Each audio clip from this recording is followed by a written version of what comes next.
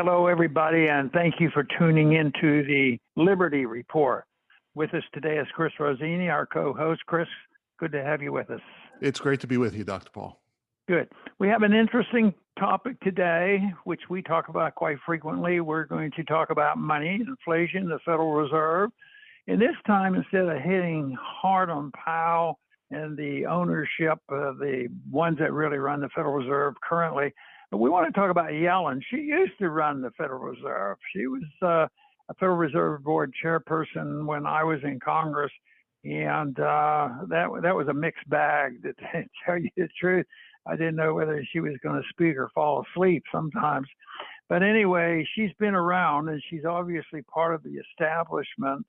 And she made some comments this week, and you and I have talked about it a little bit, and it gets a little bit silly, because it reflects, a philosophy in economics that she follows, which is anti-Austrian economics, and it's pro-Fed economics, it's pro-Keynesian economics, it's pro-debt. So she made some silly statements, about inflation and what's going on. Sometimes you wonder, I'm never sure, are they really ignorant about what they're saying? Or do they know exactly what they're doing, and their job is to pacify us? And that happens in coronavirus endemics, as well as wars overseas.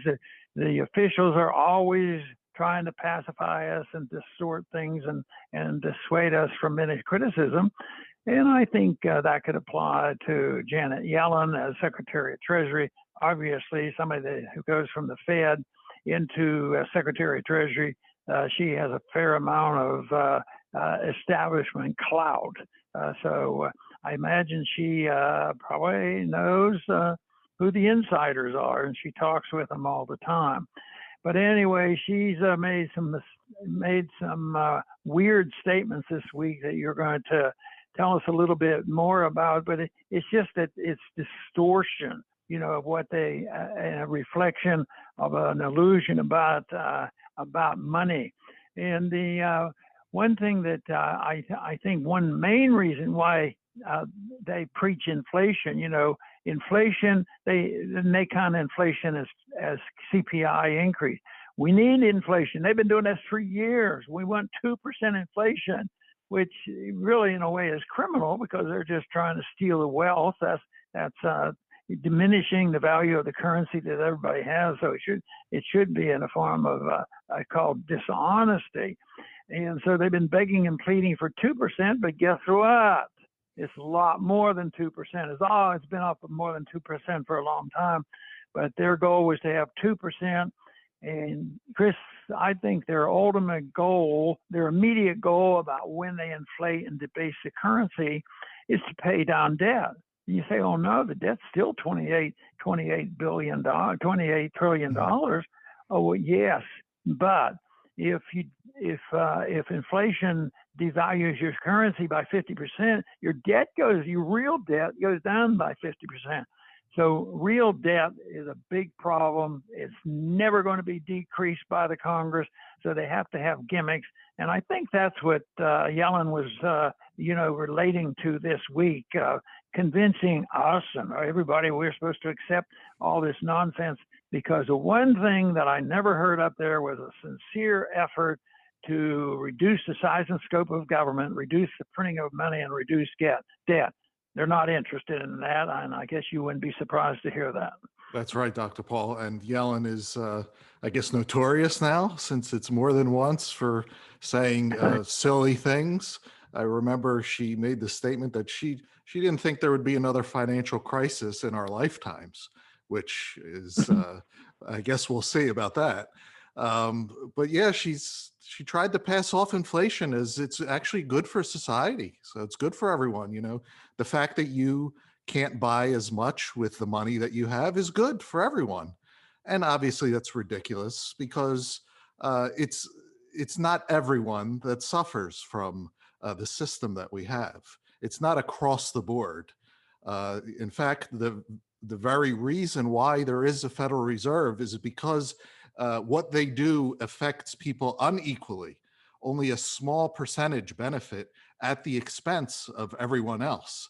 If everyone had the same outcome, there'd be no point in having the Federal Reserve.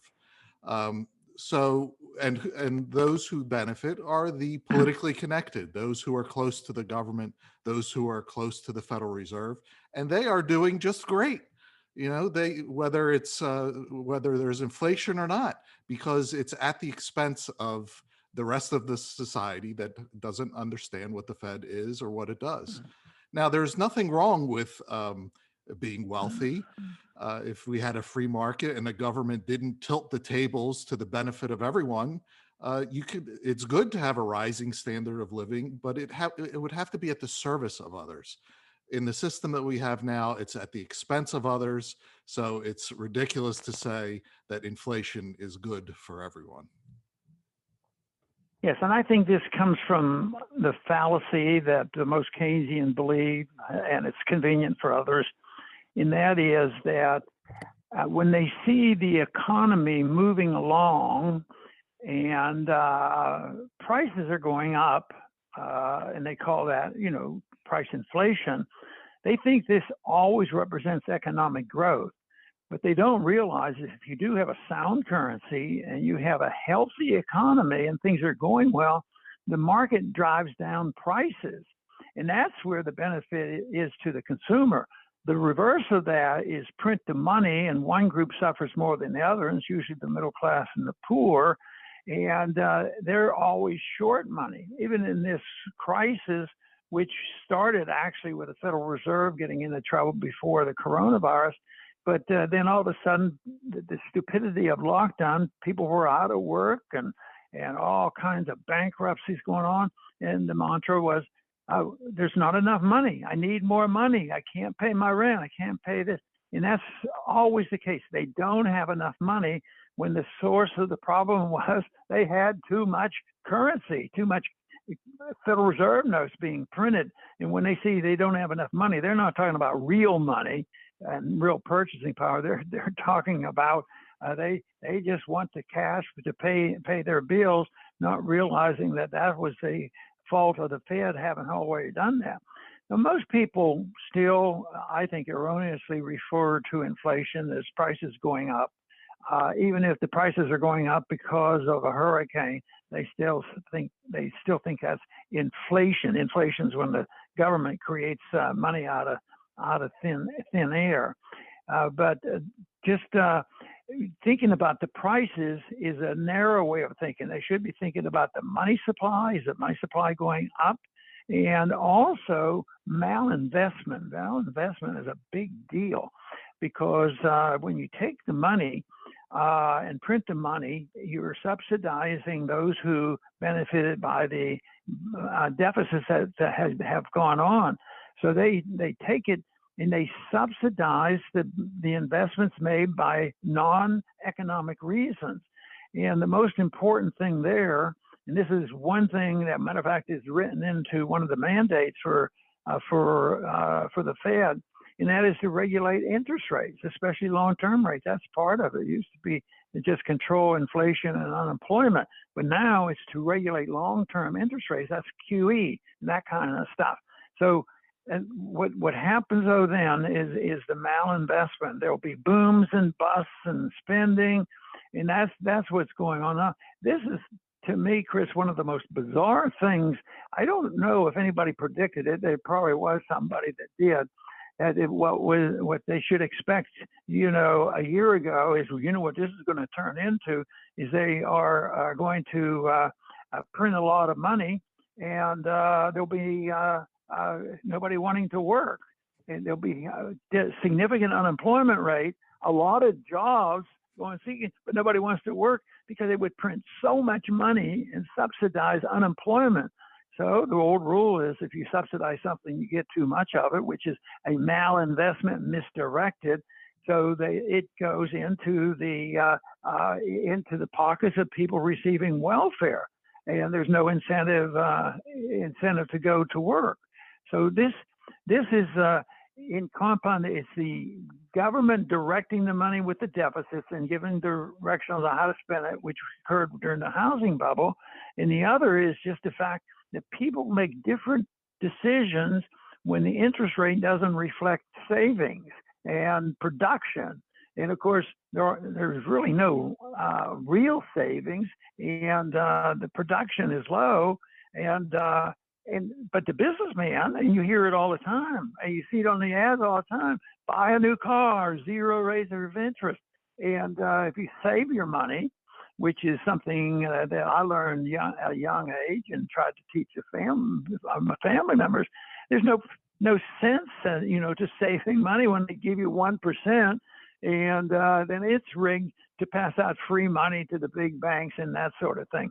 So distortion is the name of the game. Yellen is part of that, and the only thing that will reverse this, unfortunately, I wish I could be optimistic and say, well, we just need a few more members in Congress and they can start changing the rules and the laws and the spending. That's not going to happen. We're going to have a crash.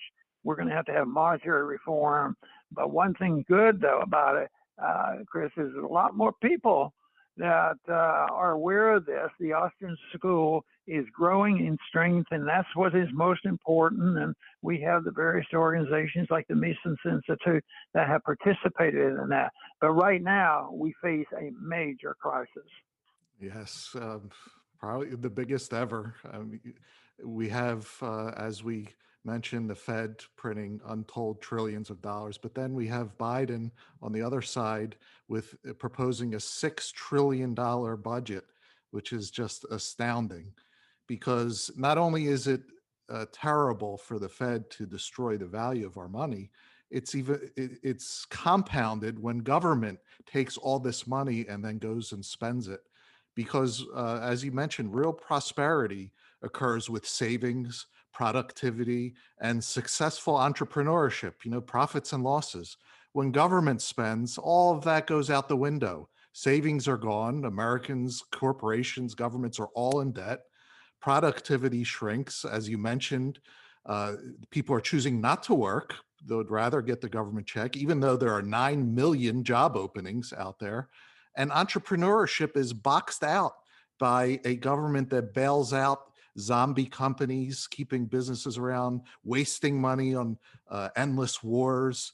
In this COVID, we saw the ventilators. They buy all these ventilators and they end up harming people, and now they're sitting in a dump somewhere. So when government spends, it's waste. There's no economics involved. It's all political. They do it to look good. Because they think it'll help them in some election or something. So we have these two forces, the Fed and government spending, that have just twisted everything to the point where, yes, a crash is unavoidable at this point. But what isn't unavoidable is understanding the right ideas and how to get out of the mess that they've created. Very good. It's absolutely right. You mentioned the $6 trillion budget. It's estimated that the income this year may be $3 trillion, but they don't look at that as a problem because they know that the Fed will do whatever the Congress wants. So they might have to monetize or print $3 trillion. They did 6 last year or something. It doesn't matter to them. They just do it. It's amazing that the confidence level is as high as it is, but for the people now that are living in the streets and are losing their jobs and they don't go back to work and all kinds of problems, there's a segment that's already very much depressed. But the other word that all the individuals at the Fed have used for years, and so does Yellen, and that is there is that price inflation. It's stirring its ugly head.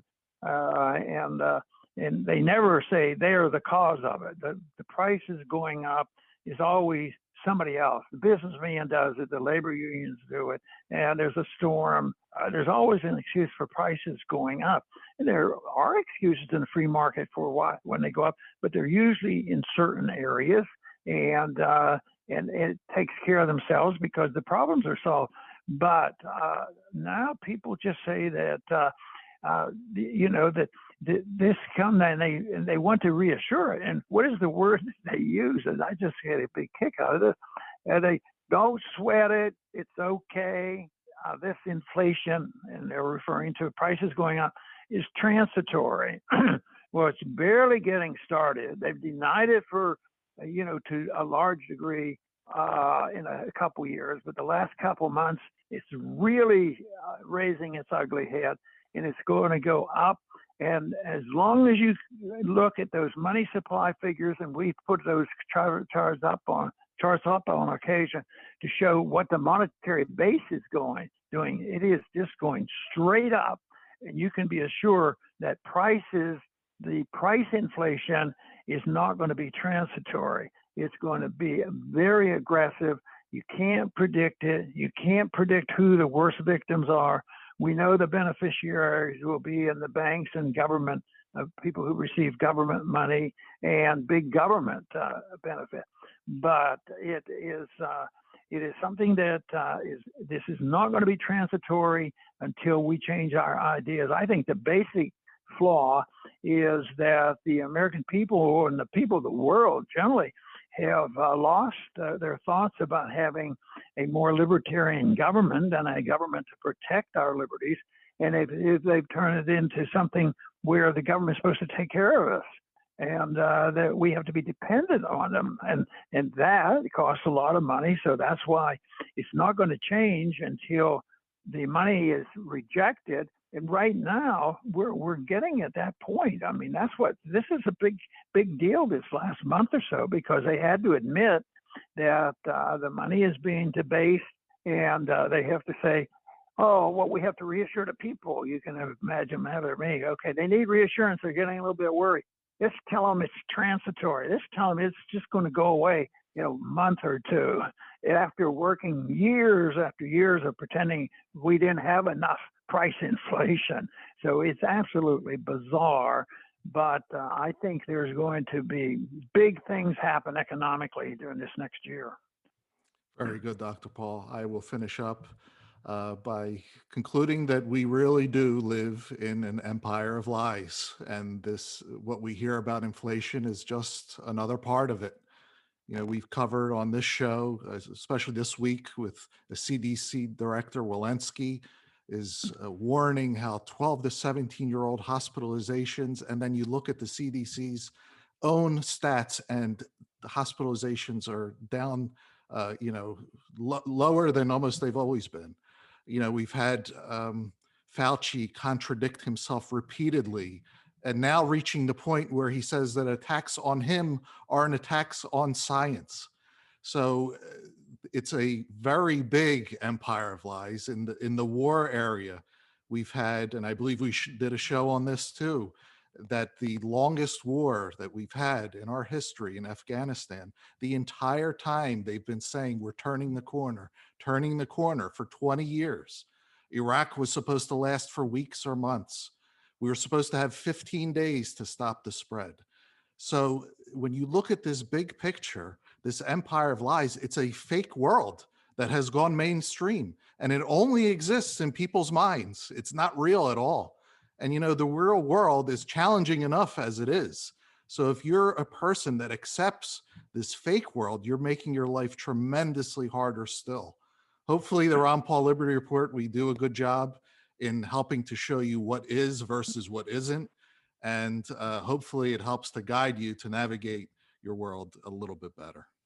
Very good. And on the lies, people are coming around to believing that the government is not very truthful. And that's a healthy attitude, but there's still a lot that, become fearful, and then they capitulate. And whether it's a virus or the Chinese or somebody come along, they have to be very fearful and do whatever the government tells us. On Thursday, the report came out on the CPI that went up significantly. And the gold was, trading that day down a bit. But as soon as the CPI came out, I think gold went up maybe $25, $30. It was a big jump right away. And the reason I mention that is the CPI hasn't been going up, at least the one that government reports, and they don't tell us the truth. They change the way they record the CPI. But this has to be bad because they admitted to it and went up and immediately reversed the downturn on the gold, and the gold jumps up, which means there definitely is a connection. It isn't always connected that the CPI will tell you what the gold price should be. It doesn't work that way. But right now, because this is just the beginning of the CPI going up, and what the gold price does is it validates what is actually going on. When when I was in Washington and the Federal Reserve Board chairman and the Secretary of Treasury would come before the committee, they frequently used a term, and they used a similar term, whether it was a Fed official or a Treasury official, and they would concede, Chris, a lot about what we're saying. Oh yeah, you should be concerned. The government has to be doing this and deficits. We have to be cautious. And yes, we do think that we're going to have the inflation, and there'll be some good things. But the one term that they always use that I sort of got a kick out of, they said, well, if that happens, if the dollar goes down, if you predict the dollar is going to go down and lose value against other currency or against gold, the only thing they cared about, as long as it was orderly, because they sort of conceded, yeah, that's going to go down, but their job was to make sure it was orderly. And they work real hard at that. They work overtime on that. And that was why, after the crash in 1987, they established, the plunge protection team. And that's, Treasury and the Federal Reserve getting together and getting involved in the market so that they can try to alleviate the panic. And they want it to be sort of orderly. Well, when this gets out of control, there will not be as much orderliness that they would like. Order comes from liberty, and the liberty comes from a government doesn't finance their system through the kind of spending and printing of money that we have today. The whole thing is that the Federal Reserve really is a taxing authority, is a spending and a taxing authority. They spend a lot of money. We can't keep track of it. We can't audit.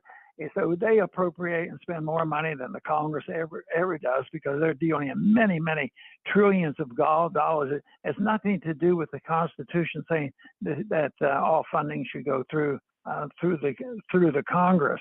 So they have done that for a long time, and they also produce it. They're a taxing authority because if your cost of living goes up, that's the value of the dollar goes down. The value of the dollar goes down because they spent money in debt and they're printing money to cover the debt. So they are a taxing authority and they are a spending authority. That's why I have strongly suggested for many, many years, motivated me to get into politics, is the Federal Reserve really needs to be checked out and really eventually audited, and then get rid of the Fed. That would be my position. I want to thank everybody for tuning in today to the Liberty Report. Please come back soon.